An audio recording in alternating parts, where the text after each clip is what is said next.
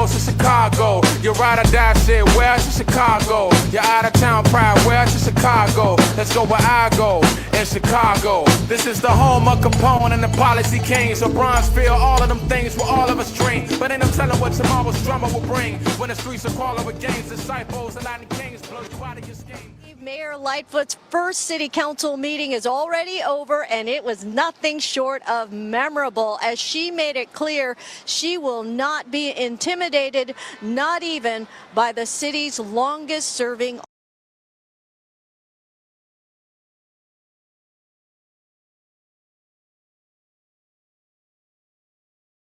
alderman. Concerned that the rules have a gender designation and not his or her. Is that the gist of it? That's it. Is there any other thing that you want to call to the chair's attention? No. All right, so, sir, well, we'll take.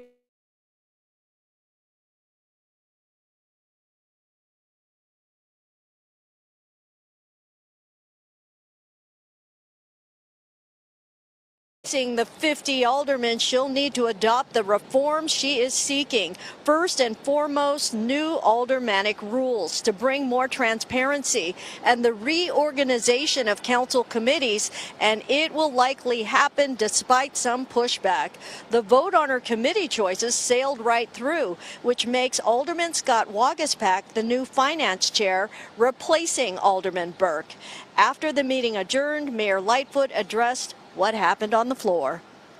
Alderman Burke is somebody who likes to test people. He likes to see if there are weaknesses. And he has attempted to do this in the past with me, and he's failed spectacularly every time. And every time he tries it, he will again fail spectacularly. I'm not going to start off my term as mayor with the city council putting up with somebody who is just playing games for the sport of it.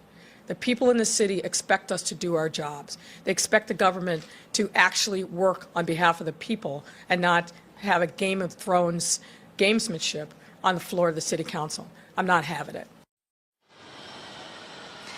A number of aldermen expressed support for the mayor's new tone that she has set, as well as her agenda. So far, no public comment yet from Alderman Burke. Mayor Lightfoot, you're patting yourself on the back today for rushing through a casino that 80% of the people in the new 42nd Ward say they just don't want.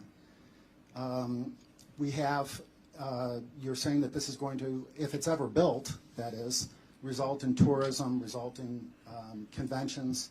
But the real reason why we don't have the tourism or the conventions is because of violent crime.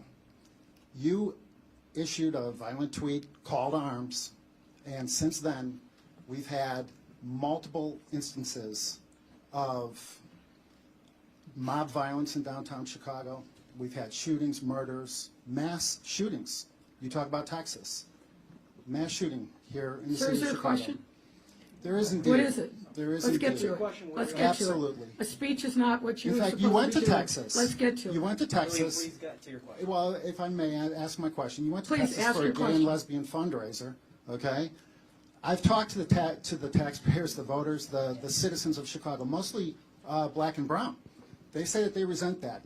Will you rescind your violent tweet to call to arms? No, let him talk.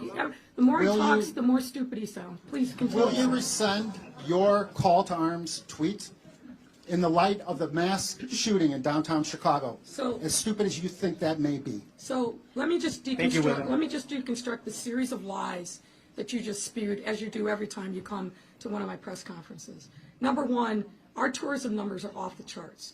McCormick Place is about 90% capacity from what it used to be pre-pandemic. So that's lie number one. Lie number two is that somehow the call to arms, the call to action that I issued in the context of the Supreme Court's decision to overturn Roe v. Wade and basically turn back the clock 50 years' time, where women are not going to be able to be in control of their bodies. No, sir, I will not stand down. I will not retreat, because women in this country are not going to stand for some unelected body to tell us that we don't have the right to control the circumstances and the when and where in which we produce our children.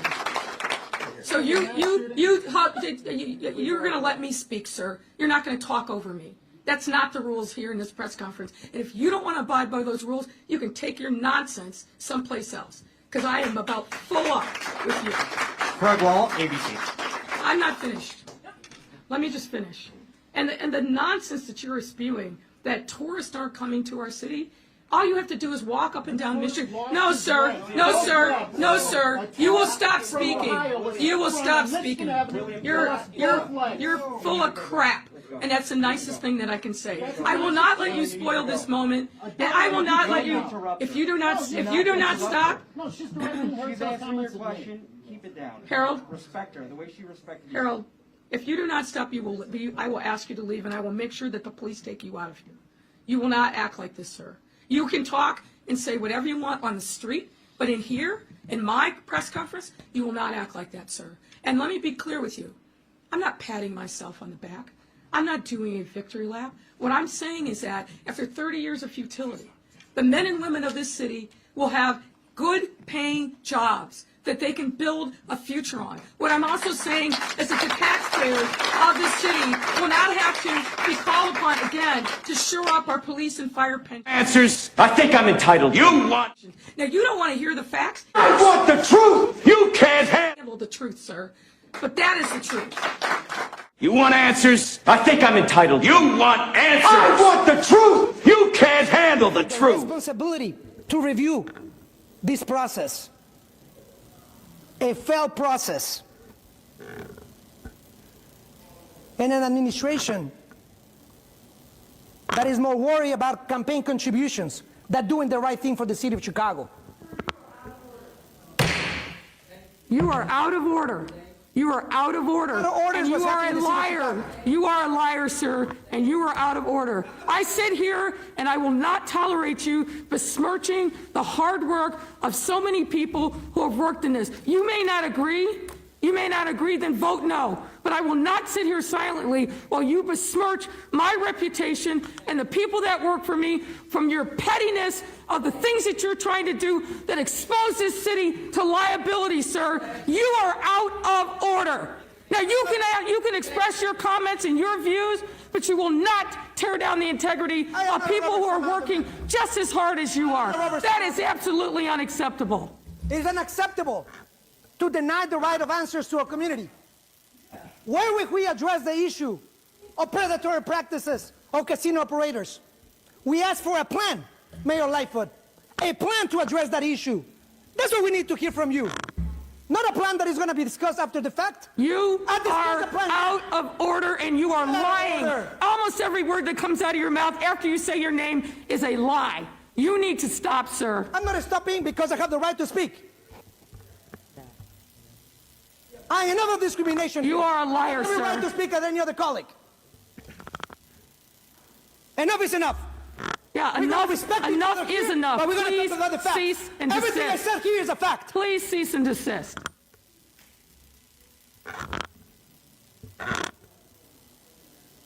The chair recognizes Alderwoman Haddon. It's a shame and a disservice of the city of Chicago. You've said your piece, sir. I did. And I hope the city of Chicago remembers this. 2023.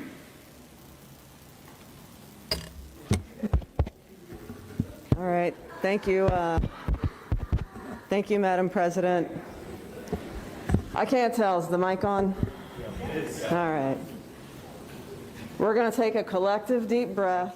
Judy, political observers say that when the mayor and the city council are at loggerheads, it's the people of Chicago that lose because it means city business gets delayed or worse, derailed. How dare you come in here, you little pipsqueak? How dare you come in here?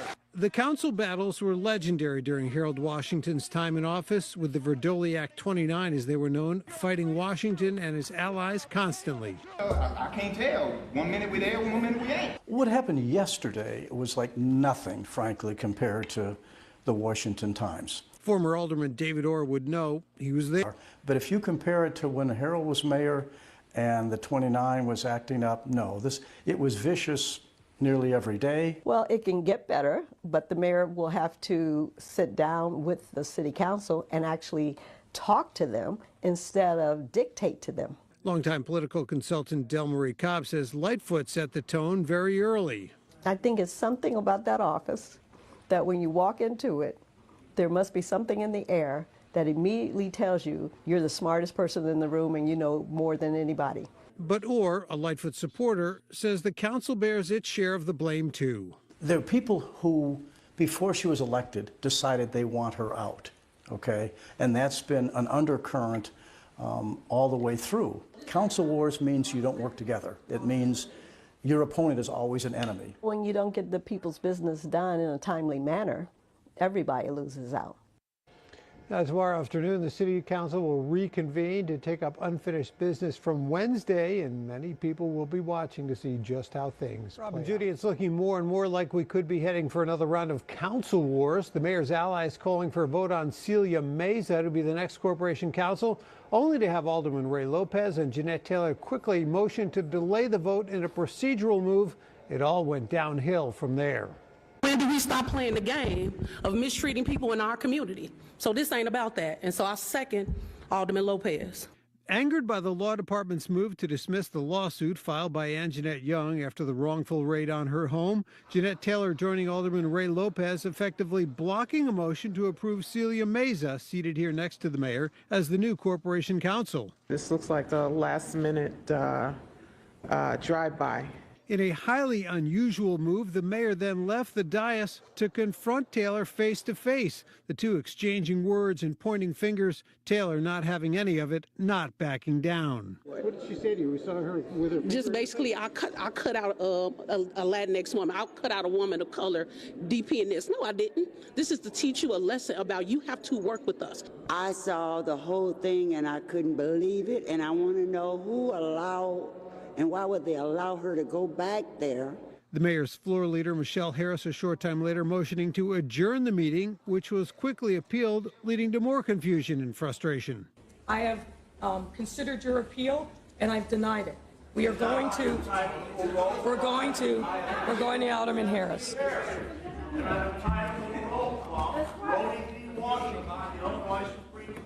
All that meaning a much-anticipated vote on the controversial plan to rename Lakeshore Drive for Jean-Baptiste Pointe de Sable never got called. Chief sponsor David Moore says democracy got trampled today.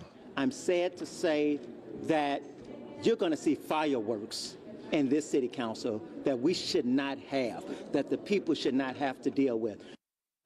The mayor skipped her usual post-city council press conference, instead issuing a tersely worded statement saying, in part, today a small group of aldermen brazenly created a spectacle and did a disservice to their constituents instead of raising their concerns through the appropriate forum. The city council will reconvene Friday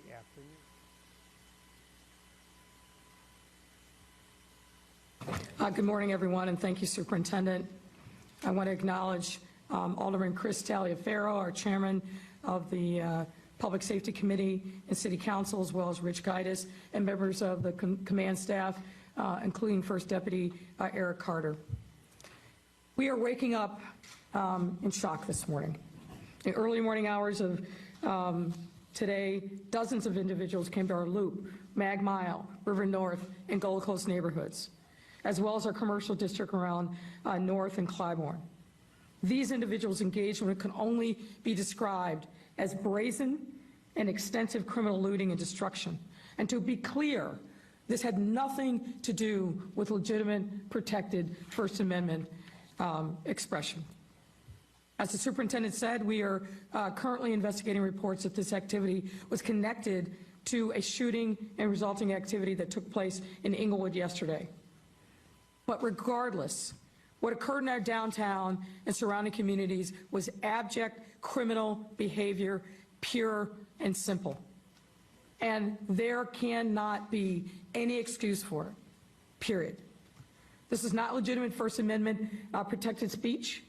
These were not poor people engaged in petty theft to feed themselves and their families. This was straight up felony criminal conduct.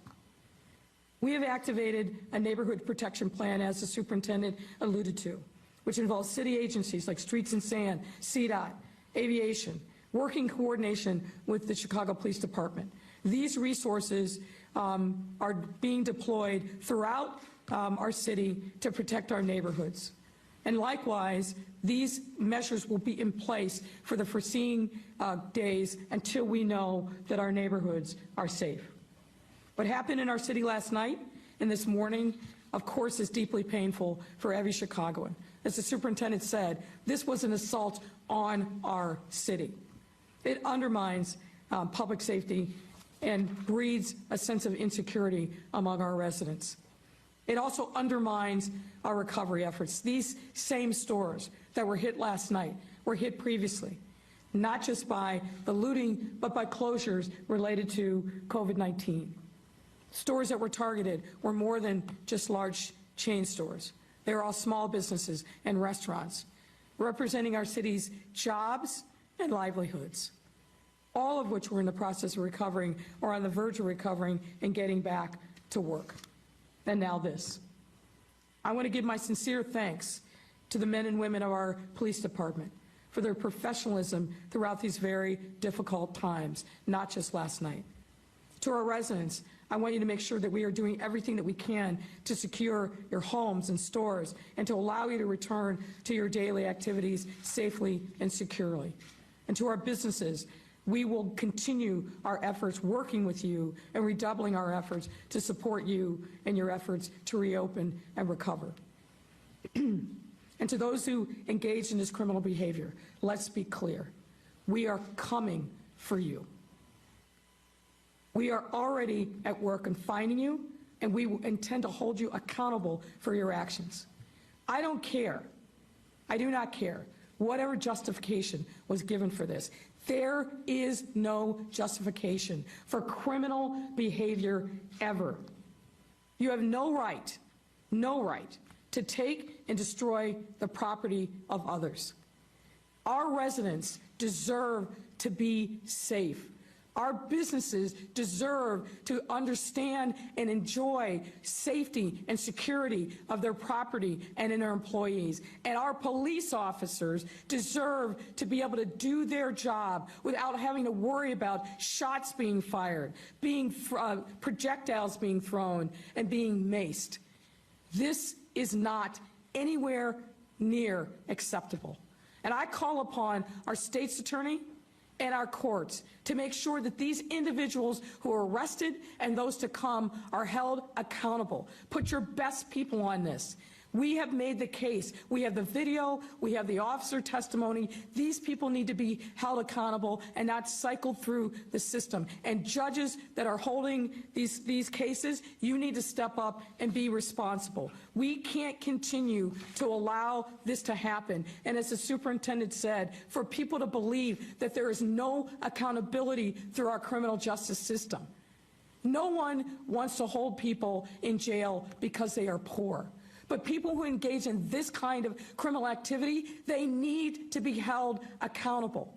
And we can't do it alone. We need the prosecution and we need the courts to step up and do their part as well. And that is certainly my hope and my expectation.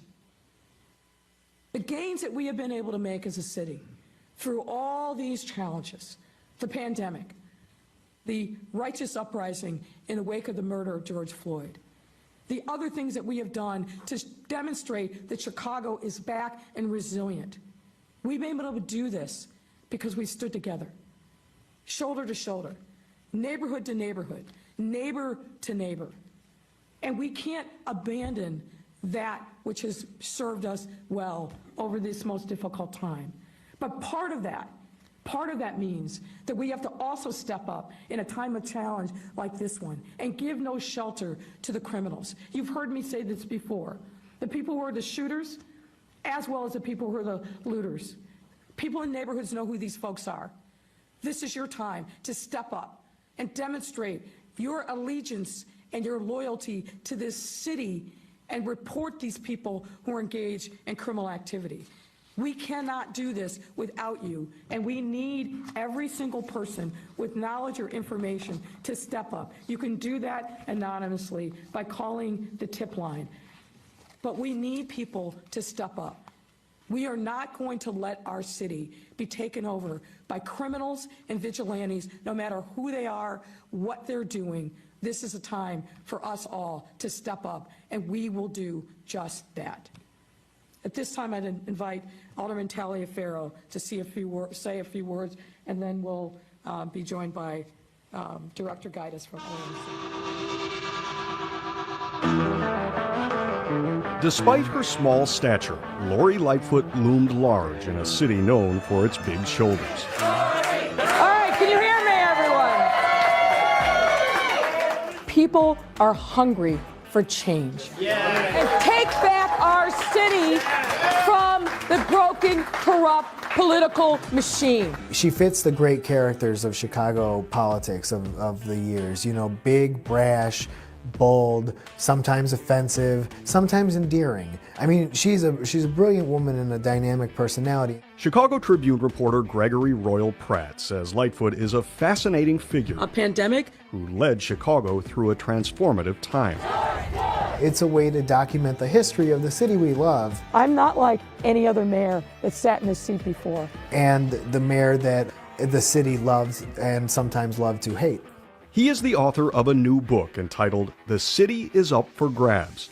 The phrase comes from Lightfoot's own words in a text message to Alderwoman Rosanna Rodriguez Sanchez during the 2020 riots. But in a broader sense, it also describes the political void from which she emerged. This has been the job of a lifetime, but it is not a job for a lifetime. When Mayor Rahm Emanuel stepped down in 2018 and said, I am not going to run again. This seismic political event reshapes the race for Chicago mayor. That created a power vacuum in the city of Chicago that threw the political establishment up for grabs. I got into this race to talk about ethics reform, and I talked about Lightfoot was initially viewed as a long-shot candidate in the crowded field to succeed Rahm Emanuel. But her candidacy would be boosted by extraordinary luck. It was an afternoon raid here, and it went all day at Alderman Burke's office. Powerful Alderman Ed Burke's indictment on corruption charges, I've done nothing wrong, galvanized voters against the machine. So did we land the tuna? I'm calling on him to resign. A nimble Lightfoot rebranded as the reform candidate. This is an incredibly important election. It's really going to determine the future of our city. She ended up in a runoff against Cook County Board President Tony Preckwinkle. President Tony Preckwinkle, make some noise, Chicago! And I look forward to serving them and serving all of you as mayor of the city of Chicago. It was a really bizarre election in that way, where Lori Lightfoot did everything right and Tony Preckwinkle did everything wrong. The next mayor of Chicago, Lori Lightfoot. Lightfoot won in a landslide, sweeping all 50 wards. She made history as the first openly gay person and the first black woman to hold the office.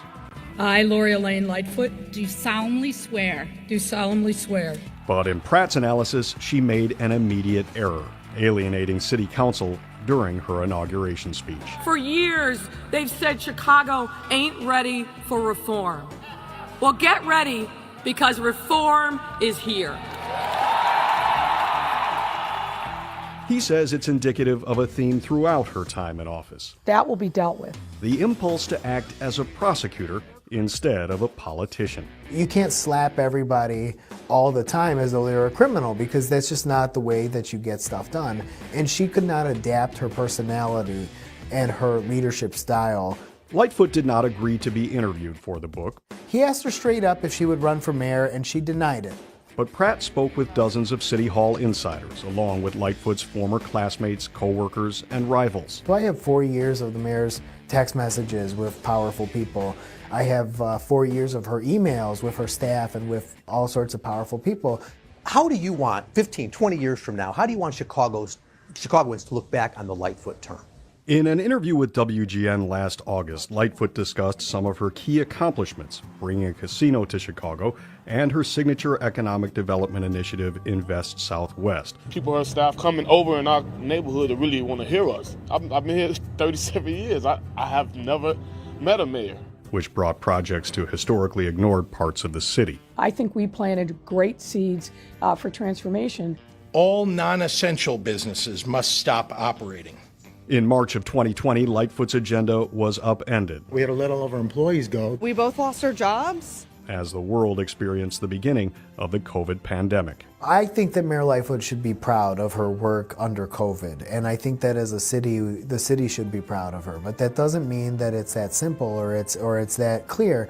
Though we remember the tough leader whose strict stance became a national symbol of responsibility, to force compliance if necessary. Pratt says Lightfoot was reluctant to take drastic action. Wear your mask. And had to be pulled in that direction by Governor Pritzker. She was a little bit behind him every step of the way, and he complained about that to his associates.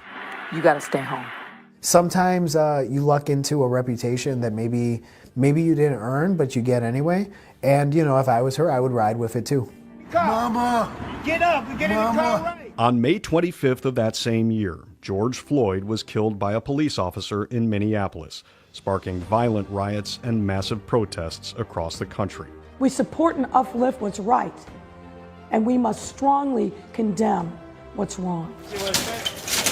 In Chicago, looters ransacked stores on Michigan Avenue and in various neighborhoods. Every other building is boarded up. The challenge was, it was everywhere. It was a collective failure of the city and its leadership to fully anticipate. This is an historic day for our city. Pratt says perhaps the most consequential decision of Lightfoot's term was, in real time and in retrospect, her biggest misstep. How you doing, Vaughn? Good to meet you.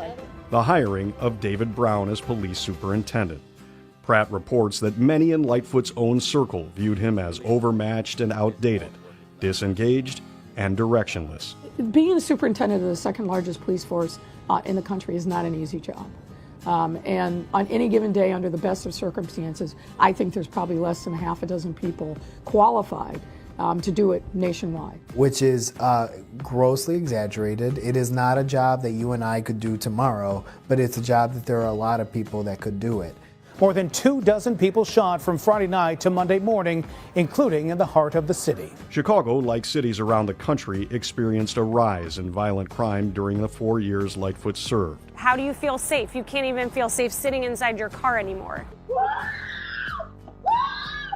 Lightfoot tangled with the police union. She has a Napoleon complex. John Cantasara has systematically lied to his members.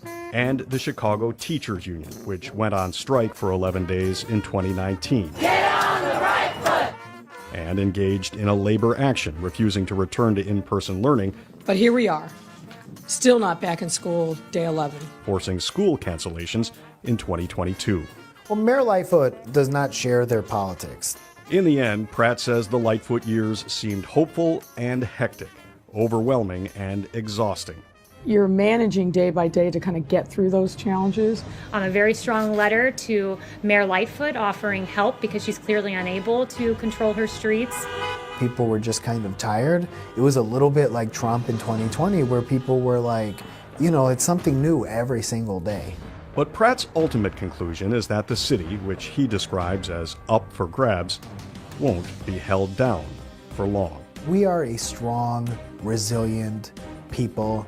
We like our mayors, we like our politics, but that doesn't mean that any 4 years can break a city as incredible as this one. Very, very proud of the work that we did over the course of the 4 years. My honor and privilege to bring to you the mayor of Dalton, Tiffany Aisha Henyard.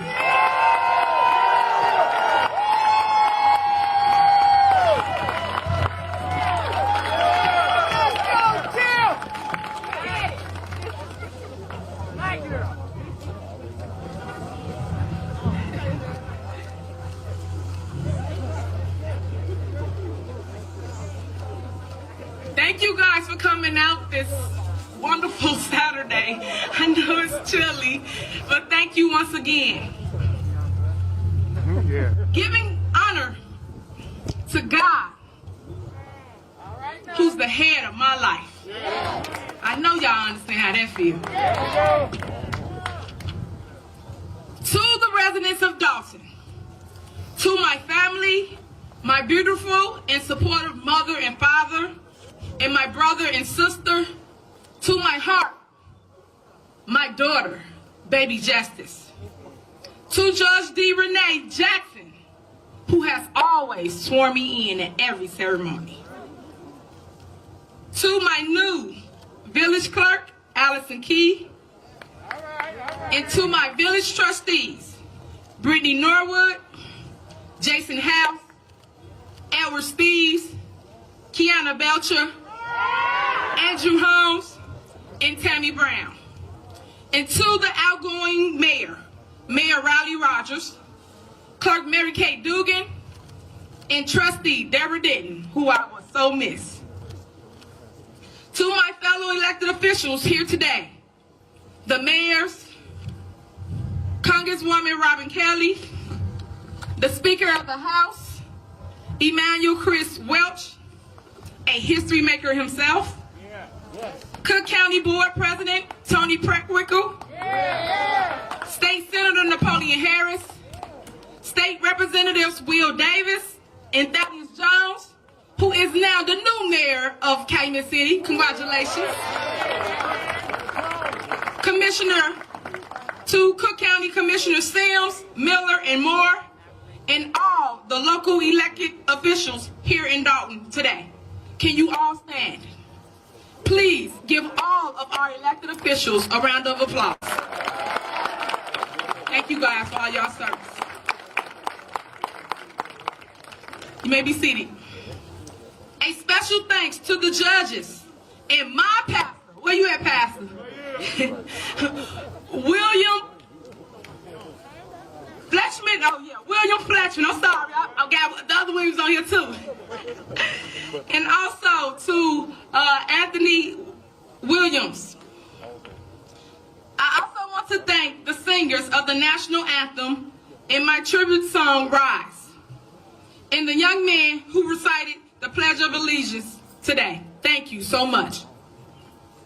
Let me also personally thank Dalton Park District Cleo Jones, President, who was so accommodating to allowing us to have the inauguration here in the park today. Can you please give them a hand?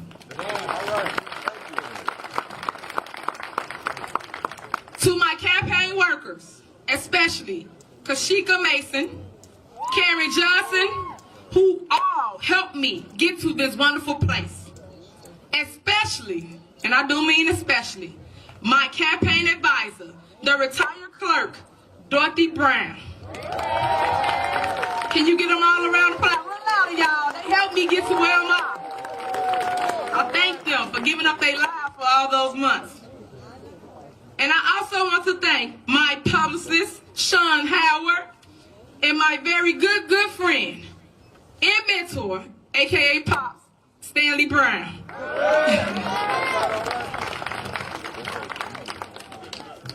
Dalton residents, I am reporting for duty. And I am ready to serve as the first female and youngest person to be mayor here in Dalton.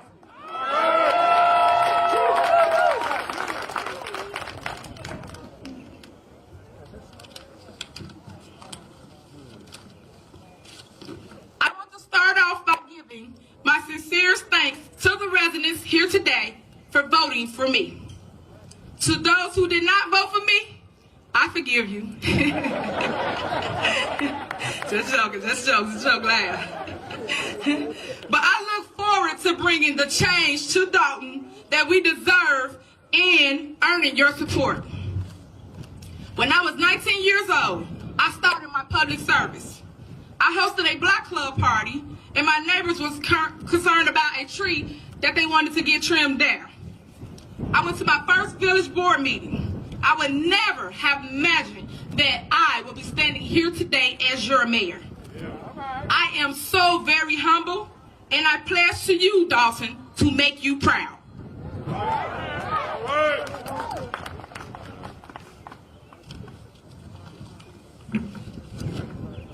Many of you know that I have been known as the people's trustee because of my concern and my fight for the people as the trustees. And now I will be known as the people's mayor. J.F. Kennedy said, ask not what you can do for your country, but ask what you can do for your country. John F. Kennedy was speaking about the participation of citizens in making the country better. I am asking Dalton residents to participate with me in building a better Dalton. This is for you, Resident John. The first thing I would do as mayor is host a virtual transition town hall meeting so that the residents can provide me with their input during this transaction. I will also set up a special email address so that you can email me your recommendations.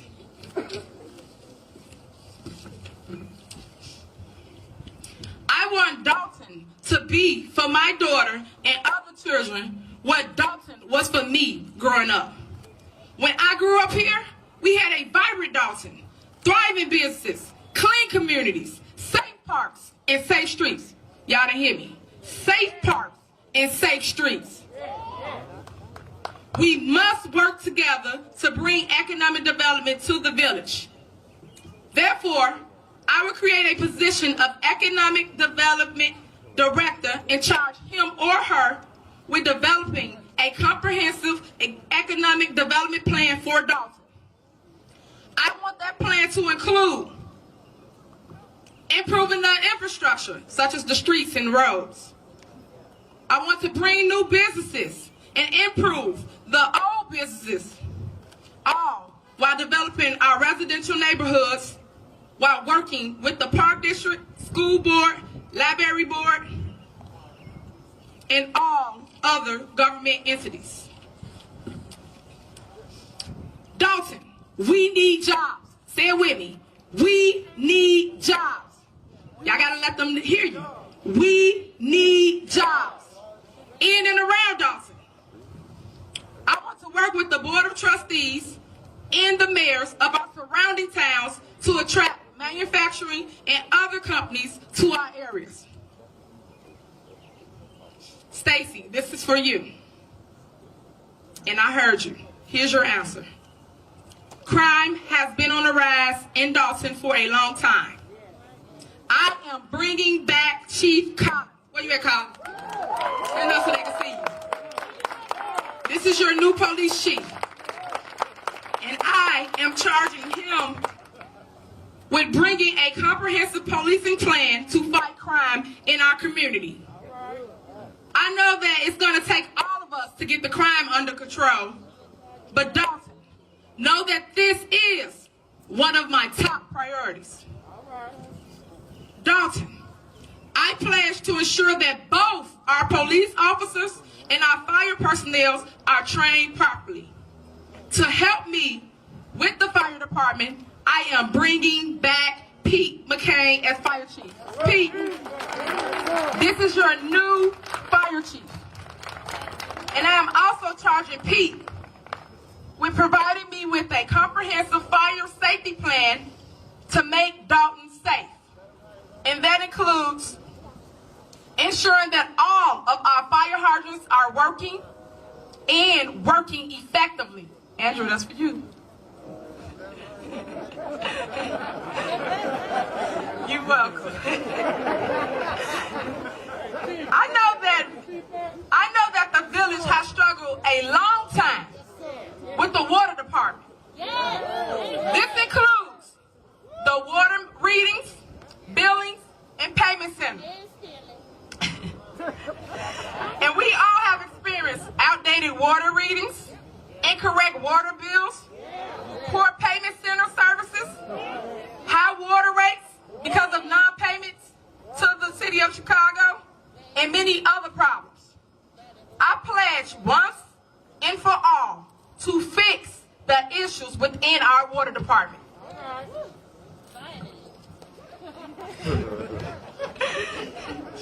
The alarming debt owed to the city of Chicago has placed a dark cloud over our community. The efforts of our now previous administrations have created bottlenecks and roadblocks in resolving the issue. But we cannot be alone in negotiating with the city of Chicago. I am now publicly requesting of our federal, state, and county leaders to join me in speaking with Chicago Mayor Lori Lightfoot to find a common ground in reducing this enormous debt.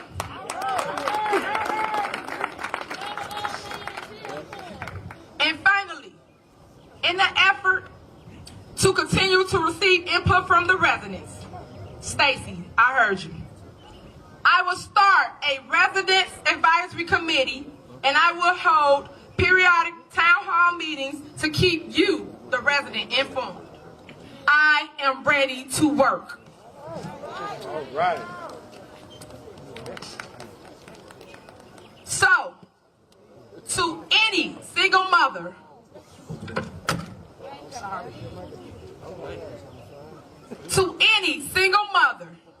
wondering how they will make ends meet, I know all too well what it feels like to care for a child as a single mom. As single mothers, some of us face daunting challenges such as making solo decisions, having no one to turn to, self-doubt, stress and anxiety concerning finances, and losing a sense of self. Single mothers, I have seen you, I am you, and I am ready to work for you.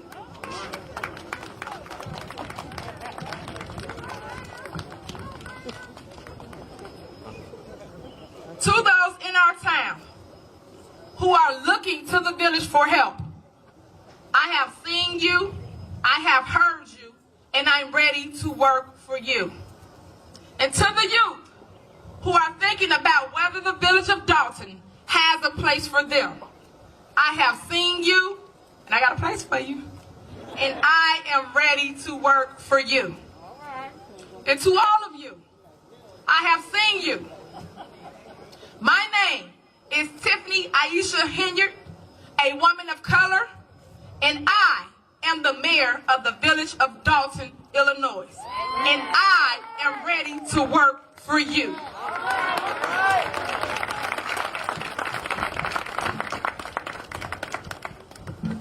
Finally, I will close as I stated before.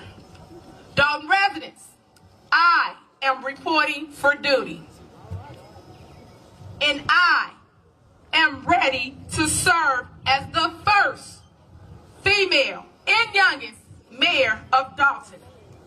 Thank you all so very much, and God bless, and happy Mother's Day to all the moms. Thank you.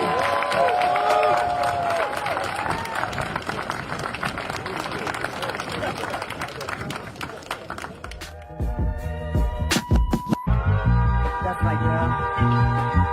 I'll be your friend at the very end.